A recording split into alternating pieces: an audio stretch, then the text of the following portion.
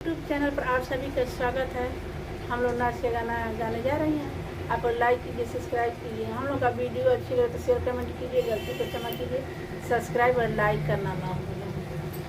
आवे दाम और बारे बलम के एक में दुई लगइबो ना। आवे दाम और देसी बलम के एक में दुई लगइबे ना। अपना खातिर साड़ी मंगाइबा, सैया का शर्ट मंगाइबो ना। अपना खातिर साड़ी मंगाइबो, सैया का शर्ट मंगाइबो ना। सासू खातिर फटैलू गरिया, ओहू में पेवन लगाइबो ना। सासू खातिर फटैलू गरिया, ओहू में पेवन लगाइबो ना। आवे दा परदेसी बलम के एक में दुई लगइबे ना। आवे दा परदेसी बलम के एक में दुई लगइबे ना। अपना खातिर लडुआ मंगाइबा, सैया के बर्फी मंगाइबो ना। अपना खातिर लडुआ मंगाइबो, सैया के बर्फी मंगाइबो ना।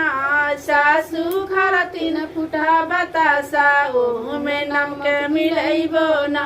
सासू खातिर फुटा बतासा, ओहू में नमक मिलइबो ना।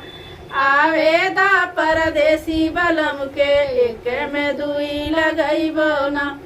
आवे दा परदेसी बलम के एक में दुई लगइबो ना।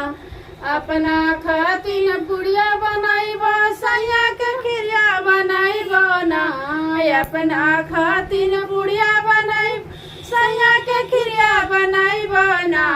सासू खातिर चोकरे का रोटी, ओहू में जहर मिलइबो ना। सासू खातिर चोकरे का रोटी, ओहू में जहर मिलइबो ना। आवे दा परदेसी बलम के एक में दुई लगइबो ना। आवे दा परदेसी बलम के एक में दुई लगइबो ना। अपना खातिर गाड़ी मंगाइबो, सैया के मारुति मंगाइबो ना। अपना खातिर गाड़ी मंगाइबो, सैया के मारुति मंगाइबो ना। सासू खातिर टूटा टायरवा, पीछे से कुत्ता भौंकइबो ना।